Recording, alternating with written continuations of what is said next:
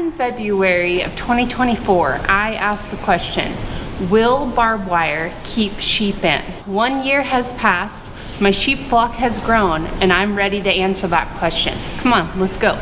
In this video, we will cover our sheep fence setup, frequently asked questions, weaknesses or things I would change, and finally, answer the question you came here to find out, would I use barbed wire again?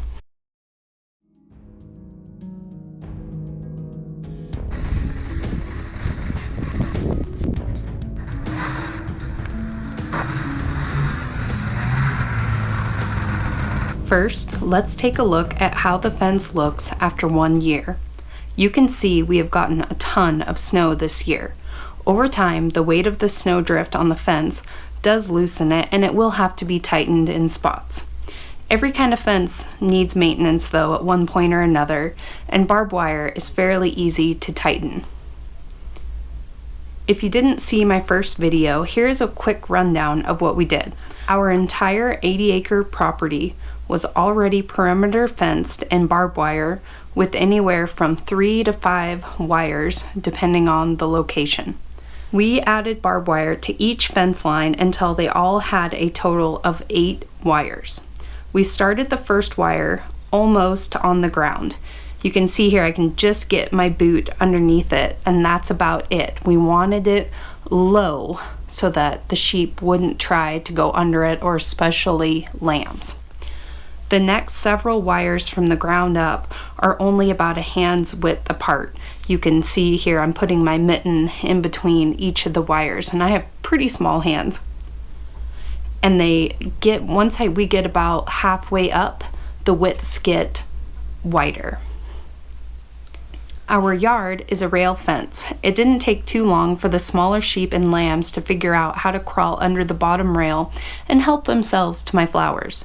We ended up removing the rails, stretching up sheep fence, and then replacing the rails. Around our yard is the only place that we didn't use barbed wire. Now, let's get into some questions I got after I posted the first video on using barbed wire. Will it keep predators out? If a predator is hungry and determined, I highly doubt barbed wire would keep them out. In fact, I know for a fact that it won't, because we have seen coyotes in our pasture. That's just part of living here. We have a lot of coyotes here. We keep an eye out for them. That being said, we have never had any issues losing sheep to predators.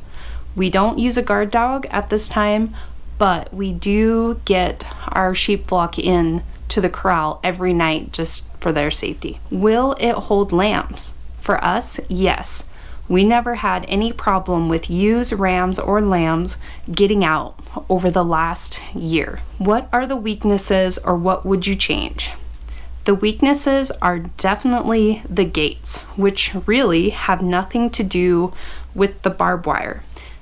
In fact, on our cross fence and also on 2 perimeter fences, we do have gates that are made of barbed wire, and we've had no issues with lambs or ewes crawling through that.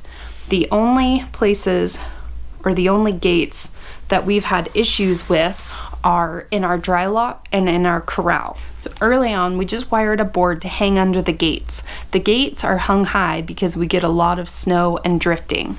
Also because we have cows, and taller gates aren't a problem with them. We hung the board as more of a visual barrier than a physical barrier. The board itself could pivot forward or backward for when we got snow. The mistake we made with one gate in particular was that the board didn't go the full length of the gate, leaving a wide enough gap at the end for small sheep, aka the Icelandics, to crawl through. Once they figured that out, they let themselves in and out of the corral at will. Luckily, none of my other sheep followed suit, and eventually we added the spacers you see here to close up the gap. Also, we got rid of the floppy board and cut a cattle panel to length and wired it to the gate so it was more of a physical barrier. The panel is just wired on so it can be removed if needed. On another gate, we originally wired up a cattle panel but didn't get around to cutting it down to size for a while. The gate is 14 feet wide and the cattle panel was 16 feet wide, leaving an overhang of 2 feet. Well, the Icelandics took advantage of this situation once again and learned how to squeeze between this loose overhanging end and crawled underneath the gate. Once again, the other sheep did not follow suit. Are you getting an idea of what my next video might be about? During weaning, again, the only lambs that got out was the Icelandic lambs. We put them in our dry lot, which was originally fenced for horses. The gate is made of smooth wire instead of barbed wire, and the Icelandic lambs crawled through it. Again, none of the other lambs ever followed suit, including lambs that were much smaller. And I also just want to clarify here that nothing has ever gotten out of our perimeter fence, only out of our corral or dry lot, which just means that they got out into the main pasture, okay? Next question, do they rub or scratch on the barbs? I have found no evidence of wool on the fence anywhere after a year, so I would say no. And in my experience of putting them out and bringing them in from the pasture every day over the last year, I never really see them put any pressure on the barbed wire fence. They're never up against it, they're never rubbing on it, they're never shoving their heads through trying to get grass. They're always, away from the fence every time I saw them.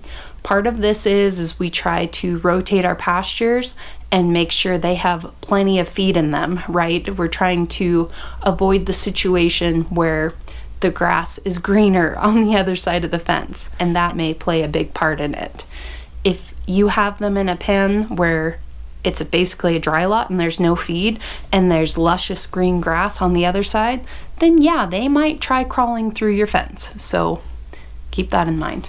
A few other things to note. We have a few black-faced ewes in our flock. They are very popular around here and they are well known to be fence crawlers. We have had zero issues with them trying to crawl out of the fence. Final question. Would I use barbed wire fencing for sheep again? We ended up fencing our entire 80 acres for the sheep. Keep in mind, we already had a perimeter fence up. We were just adding additional wires, anywhere from 3 to 5 wires per fence line. We spent $1,480 on barbed wire. This was half the cost of new. We still have half a pallet left, meaning we only spent $740 for 80 acres worth of additional wire, including 2 cross fences. Additional expenses included staples, fencing gloves, and fence clips at $160.20, bringing our total to $900. One roll of sheep fence, 4 or 6 inch squares, costs $280 for 330 feet. We would need at least 29 rolls, likely more, but let's try to keep it simple, to fence our perimeter and 2 cross fences, which totals 9,401 feet. That would cost us $8,120, almost 10 times more than what we spent.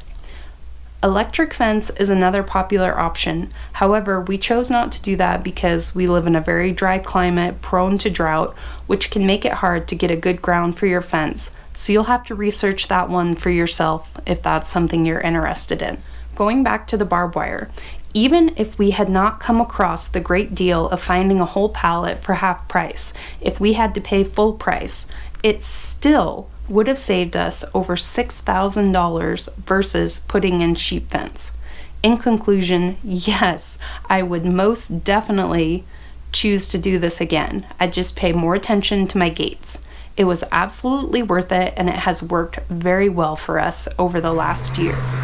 Thank you guys for watching this. If you have any more questions, please, I'd love to hear them. Put them in the comments below.